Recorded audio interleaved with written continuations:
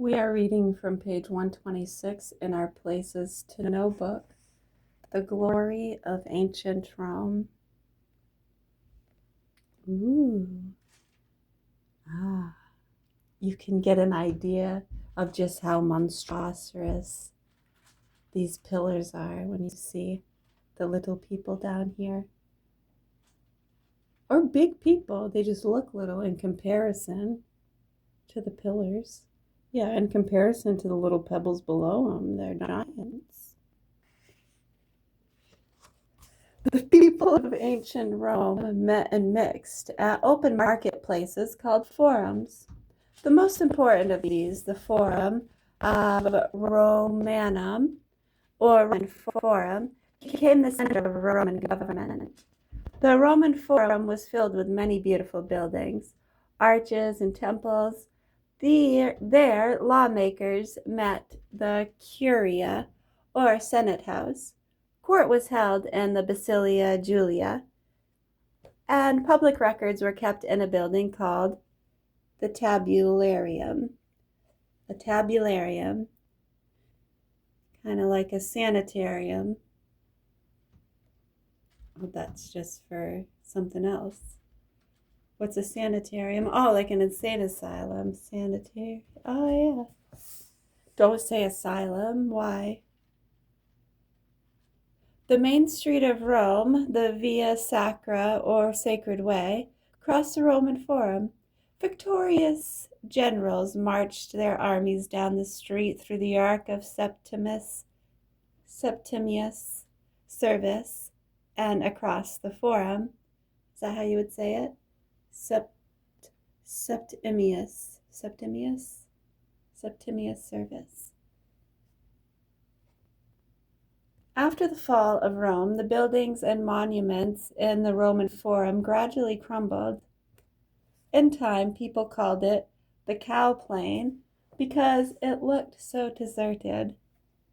Hundreds of years later, the Italian government began to clear away the rubble. Trees and gardens were planted to make the ruins more attractive. Today, you can see some of the glory that was ancient Rome, including what's left of the Roman Forum. I'm doing the best I can too, because I'm doing this in between doing some other things too. Yeah, I'm surprised I'm not completely out of breath. High-rise apartments for Indians. Wow, look at that. I can see the staircases and stuff going up through there. That's amazing. Wow. These cliff dwellings in Mesa Verde National Park, Colorado, were built long ago by Pueblo Indians. Two cowboys turned their horses and galloped after a runaway calf that was escaping from a herd of cattle. They found not only the calf, but also a deserted building clinging to a cliff. That happened in the late 1800s. You can see the same cliff house known as Cliff Place in Mesa Verde National Park in Colorado. Scientists say that it was built by the Indians hundreds of years ago. Mesa Verde in Spanish for green table. And that's what the flat-topped hills or mesas in the park look like. The Indians built their cliff house to guard themselves against enemies. It was so big that nearly 400 Indians lived in it. No one knows why the Indians moved away from Cliff Palace. Maybe it was because of war or lack of rain, or just because they were restless and wanted to move. The jail that became a country. A church for prisoners and the prisons they were jailed in stand among the ruins at Port Arthur in Tasmania. It's beautiful.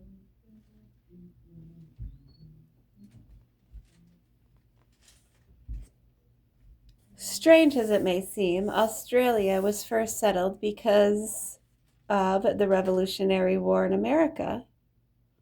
Australia. At one time, many countries used their colonies as jails. The British shipped convicts and other prisoners to colonies in America, but after the American colonies won their freedom, a new place had to be found. Good day, mate. So, almost 200 years ago, a fleet of ships left Britain bound for Australia. Aboard the ships were men and women who were being sent away from their country.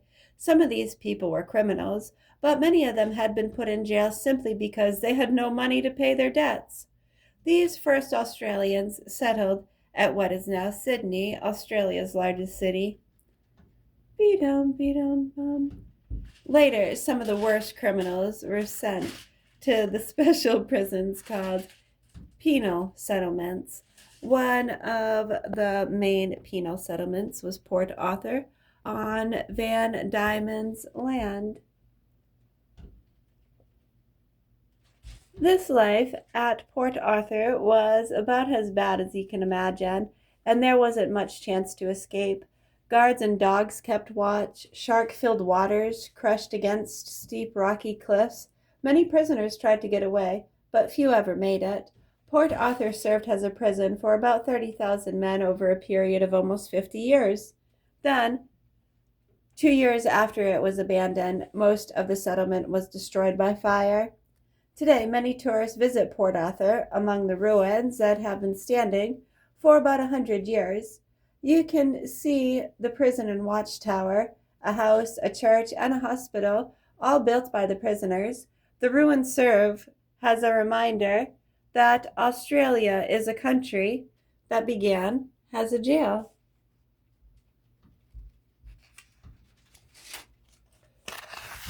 I hear that a lot, and it's very concerning to us, I must say. How have you never heard of that?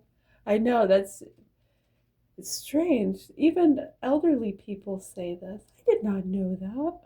Like, where are you from? Do you like shrimp? I mean, it's insane.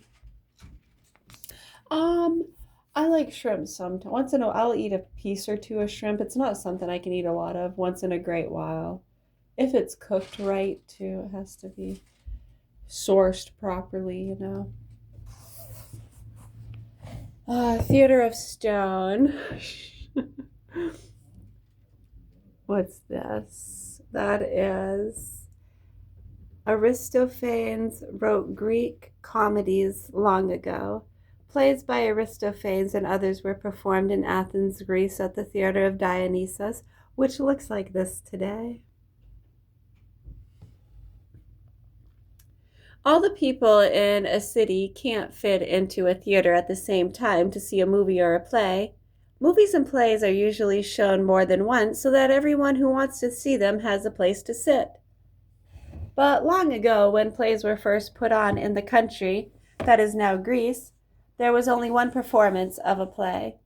Now, so the theater had to be large enough to hold all the people who wanted to see the play. In the picture, you see one of the first theaters, the Theater of Dionysus, named in honor of one of many gods that people used to worship. The word theater comes from a Greek word that means a place for seeing. The stone seats of the old Greek theater look somewhat like the bleachers of a football stadium.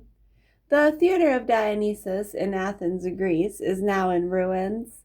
Weeds poke through the seats and stage, but even the ruins of the theater remind us of the days when Greek plays like those of Sophocles and Aristophanes were performed there. Sophocles, however you want to say it. Part of the ancient city of Angkor in Cambodia looks like this now. Wow, look at that. I know, it's incredible, huh? The detail and stuff. Plants that swallow a city. The ancient city of Angkor was discovered about 100 years ago in the jungle country of Cambodia. Huge stone temples, gates, and walls were choked and covered with vines and tree trunks. Many canals, and 100 pools, some dry, were found around the city. The only movement was made by bats and beasts. Snakes slither across the terraces. Who had lived in this spooky place? Who was responsible for building and carving these massive temples? Little by little, men who study the ruins of the city have found the answers to most of the mysteries of Angkor. They learned that hundreds of years ago, people called Khmers ruled in and around the land we call Cambodia. The Khmers also built the city of Angkor, which was once the capital city of Khmer Empire. Thousands of carvings in the temple walls show barbecued pigs, clawing monkeys, and spear-hurling warriors. These picture carvings give us an idea about the people who lived in Angkor so long ago.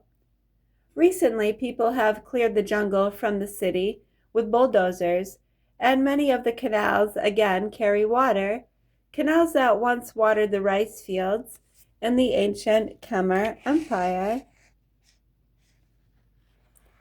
Khmer. A Muslim in a lake.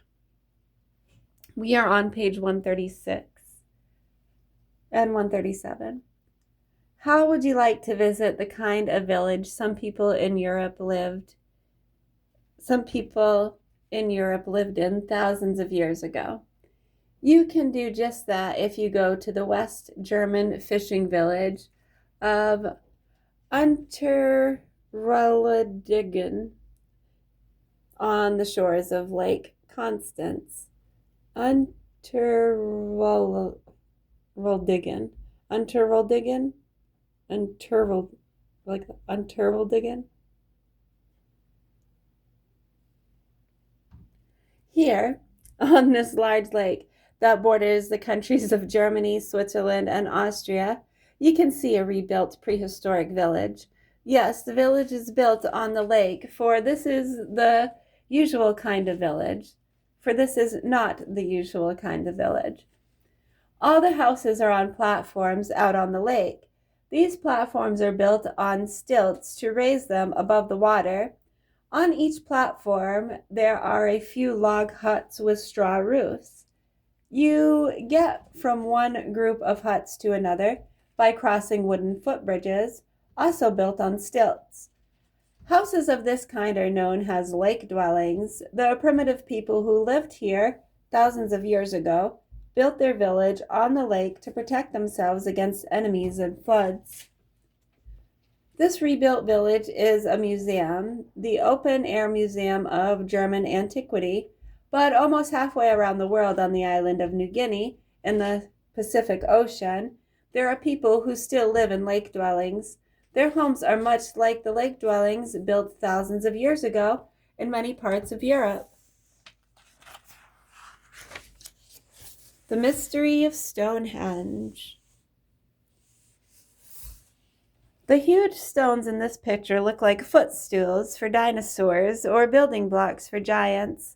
But who ever heard of dinosaurs or giants living in England? For years, people have to solve the mystery of the gloomy group of stones called Stonehenge. Who built it? Where did the stones come from? And why were the stones placed in the way they were? Over the years, some of the heavy stones have tumbled down, but parts of Stonehenge still stand. People visit it because it is one of the few things prehistoric men built that is still standing. Many scientists have studied Stonehenge. Some say that the prehistoric people who built Stonehenge may have used the stones as a calendar and as a clock thousands of years ago. The stones, they say, are arranged so that they point to where the sun and moon rise and set. If this theory is correct, it shows that prehistoric people were a lot smarter than anyone ever thought. We're going to rock around the clock tonight. It would make sense. And people said, yeah, some people have said that because they would cook up there because the stones would get hot and it was up away from the animals that might take it from them. It makes sense. I don't know. Spooky places. Any place can be spooky if it's dark and you are alone, but some places are spookier than others. Such places as caves and castles, ghost towns and swamps, waxworks and voodoo islands. Read the next few pages and you will find out about some famous spooky places.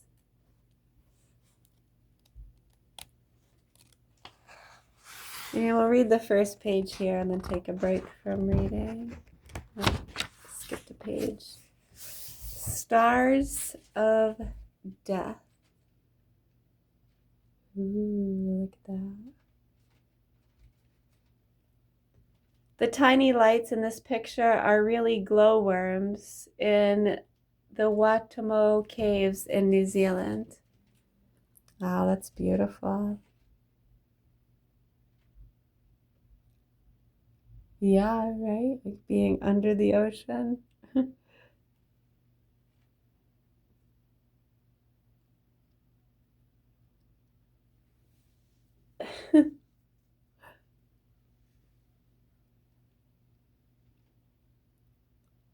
Under the ocean on top of the world. How capital. It is really cool like that. I've never been alone in a dark cave before. I'm glad I have a flashlight. Look at those huge rock pillars and steeples. I wonder where this path goes. Oops!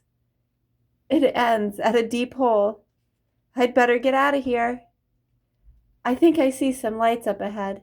They look like stars, but how can they be stars when there are walls all around me? Where am I? What I think are stars around the ceiling of the cave are really glowworms. They glisten in a huge underground chamber in the Watamu Caves in New Zealand. The eerie lights of the glowing worms attract other insects. These insects get tangled in the silky threads that the glowworms spin. Then the glowworms pull in their threads and eat the trapped insects. That's when they're called stars of death. Guides lead people partway through the Watamu Caves on foot. When they reach the glowworm chamber, they get into a boat. As the boat floats slowly through the chamber, they can look up and see the stars of death. The boat drifts from the chamber to the outside, and it may take them a while to realize that they are outside, looking up at the stars in the sky, and not inside the cave, looking up at the stars of death. Very cool.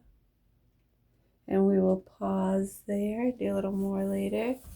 Oh, I thought I did too. That's still under 20. Nice job.